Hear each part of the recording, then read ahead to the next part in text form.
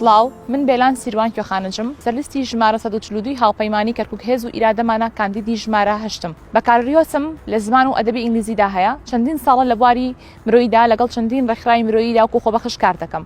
دەمەوێت بە متمانەی ئێوە خزمەتی زیاتر پێشکەش بە شارەکەم بکەم. جەماوەری خۆراگری کەرکووکی خۆشەویست. ئێوە لە هەموو وێزگە جیاوازەکانی خەباتدا بە خوێن و بە دەنگی خۆتان ناسنامەی کوردستانی بوونی شارەکەمانتان سەلماندووە. ئەم جارەش دەنگی خۆتان کە نەگەردەلوولێکی بەهێز لە دژی پیلانی پاشماوەکانی بەعس و تیرۆریستان و دۆستەکانیان کە چەندین ساڵە پیلانی ژەهراوی لە دژی ئێوە و شارەکەمان دادەڕێژن.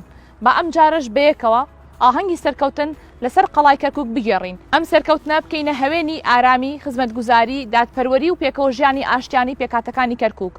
خۆشەویستان، داواکارم لێتان دەنگ بدەن بە لیستی هاوپەیمانی کەرکووک هێز و ئیرادەمانە ژمارە 142 کاندیدی ژمارە 8.